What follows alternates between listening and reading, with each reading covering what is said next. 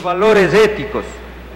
La ley establecerá los alcances y las limitaciones de su participación, que será obligatoria en sus programaciones.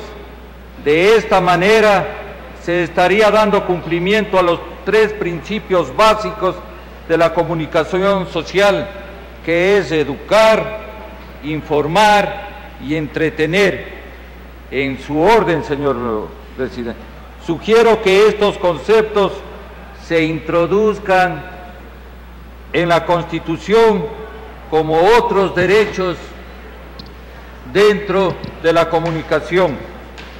Comienzo, señor presidente y compañeros asambleístas, a hacer las observaciones que he creído que deben existir. En el artículo 2, al referirse al derecho de la comunicación, en el numeral 4, que dice comunicarse libremente desde la diversidad por cualquier medio o espacio con los símbolos y lenguas de las personas, pueblos y nacionalidades.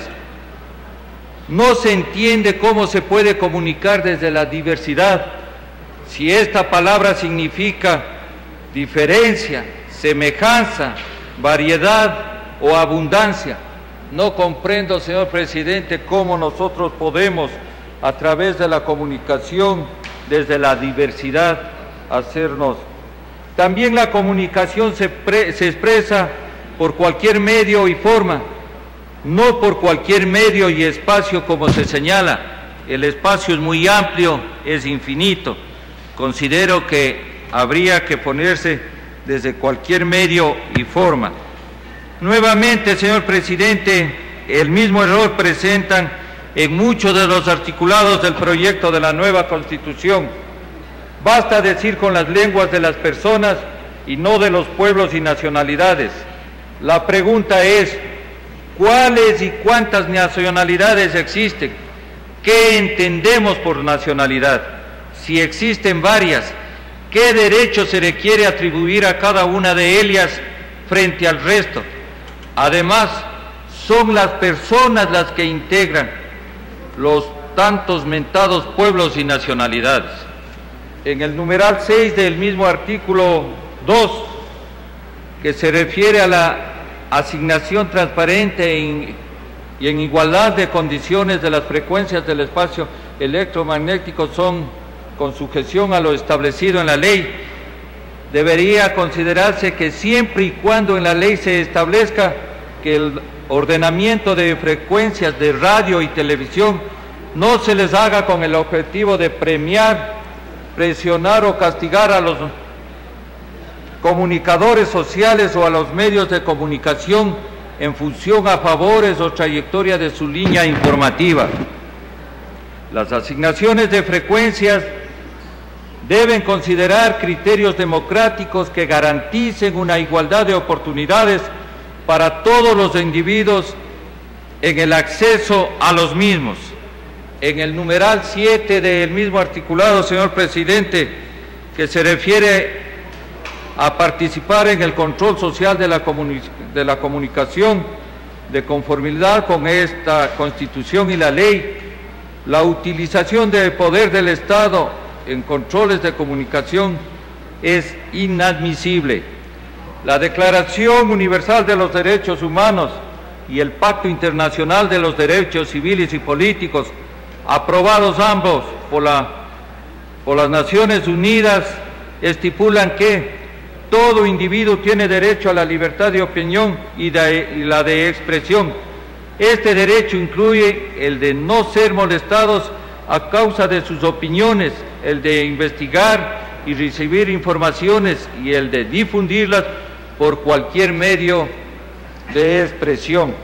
En el artículo 5 del proyecto propuesto, que se relaciona a que el Estado controlará la emisión de publicidad y programas que induzcan a la violencia, la discriminación, el racismo, la toxicomanía, el comercio sexual, etcétera. ¿Cómo se va a controlar, mi pregunta? ¿Quién va a controlar? ¿Cuál será el organismo de control de los medios de comunicación?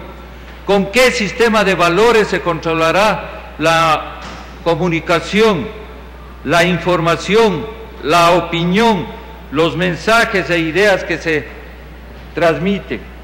Indudable, señor presidente y compañeros asambleístas, que los productos de baja calidad, morbosos, sensacionalistas, deben ser controlados, pero siempre me nace una interrogante, una pregunta: ¿cómo y quién va a controlar? El artículo 7 del proyecto, que se refiere que el Estado garantizará la distribución equitativa de las frecuencias del espectro radioeléctrico entre los medios de comunicación públicos, privados y comunitarios. Considero, señor presidente, que este artículo es una repetición del numeral sexto en el artículo 2 de los derechos de la comunicación, por lo que considero debería ser eliminado. Por último, señor presidente y compañeros asambleístas, el artículo 11 de la propuesta, que se refiere que el Estado, por razones de interés general, público o social, mediante ley podrá establecer a la creación o suspensión de servicios públicos de telecomunicación, con o sin reserva total o parcial, pudiendo optar igualmente formas de gestión directas o indirectas. Nuevamente, a mi entender, existe un error, señor presidente. El poder del Estado no tiene derecho, a pretexto de interés público o social, a efectuar ningún tipo de presión directa o indirecta dirigida a silenciar la labor informativa de los medios y comunicadores sociales. Eso es incompatible con la libertad de expresión. Tampoco a este pretexto puede suprimirse el servicio público de las telecomunicaciones o otros servicios públicos, señor presidente. Debería proponerse alternativas y soluciones. Con relación, señor presidente, a la transitoria que consta en la documentación que hemos analizado, creo que totalmente es innecesaria. Se debería sacarla, señor presidente. Concluyo manifestando, señor presidente, que sin comunicación, sin información o sin participación de los medios no existe democracia. Coartar a los medios o silenciar, eso es muy peligroso, señor presidente. Y aprovecho la oportunidad, así como en esta ocasión